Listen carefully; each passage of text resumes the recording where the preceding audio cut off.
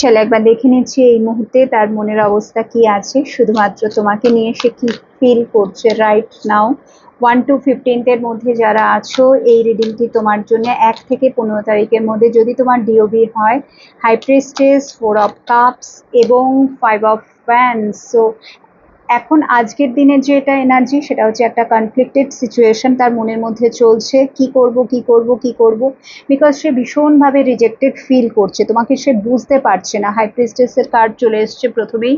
কোনো সময় তার মনে হচ্ছে যে তুমি তাকে খুব মানে সত্যিই ভালোবাসো, আবার এক এক সময় তোমার ব্যবহার বা তোমার তাকানো বা তোমার যা কিছু ওয়ে অফ টকিং সবটা থেকেই বা কিছু কিছু জিনিস তার এমনটাও লাগে যে তুমি কিছু লুকাচ্ছ তার কাছে, অনেক কিছু গোপন করছো তার কাছে। সেইভাবে তুমি আর তাকে আগের মতো ভালোবাসা দিচ্ছ না, বা আগের মতো অতটা লাভিং কেয়ারিং এনার্জিতে তুমি নেই। একটা মাদারলি নেচার যেটা সবসময় তুমি তাকে শো করতে, সবার আগে তাকেই রাখতে, তো সেই জায়গাগুলো কোথাও না কোথাও এখন সে দেখছে ল্যাক হচ্ছে। ঠিক আছে, মানে কিছু যেন একটা অভাব সে অনুভব করছে।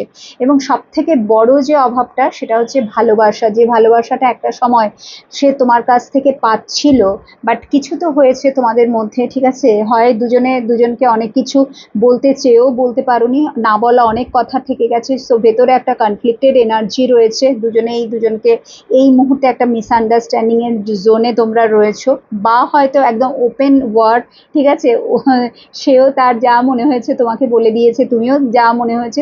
একটা ঝামেলা অশান্তি বাইরেও হতে পারে, ভেতরকারও হতে পারে, যেটা নাকি এই মুহূর্তে তোমার পার্সনের মনের মধ্যে চলছে। এবং খুব বেশি করে তার মনের অবস্থাটা যেটা আমি দেখছি, রিজেক্টেড ফিল করা তোমার তরফ থেকে। তার বারে বারেই মনে হচ্ছে যে না, তুমি আর তাকে আগের মতো ভালোবাসো না। তো সেই রিলেশনশিপটাকে কন্টিনিউ করবে কি করবে না বুঝতে পারছে না, বিকজ তোমাকে তার কোথাও চিনতে অসুবিধা হচ্ছে। এবার 16 to 31 যারা আছো, চলো দেখে নিচ্ছি তোমার মানুষটি এই মুহূর্তে তোমাকে নিয়ে কি ভাবছে।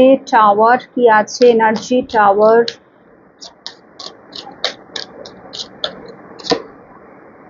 এমপ্রেস। তো এখানে তোমরা অনেকেই ম্যারিড পার্সনের সাথে ডিল করছো, এবং যেখানে নাকি তোমার মানুষটি তোমাকে এই যে বিবাহিত জীবন মানে হাজব্যান্ড বা ওয়াইফের জন্য যদি তুমি দেখো, সো এখানে থার্ড পার্টির কারণে তোমাদের মধ্যে ব্রেকআপ হয়ে গেছে, যেটা সে এখন রিয়েলাইজ করছে। যদি এতদিন সে বুঝতে পারেনি, যদি এতদিন সে পুরো দোষটা তোমাকেই দিচ্ছিল যে তোমার কারণেই তোমরা দুজনে আলাদা হয়েছো, বাট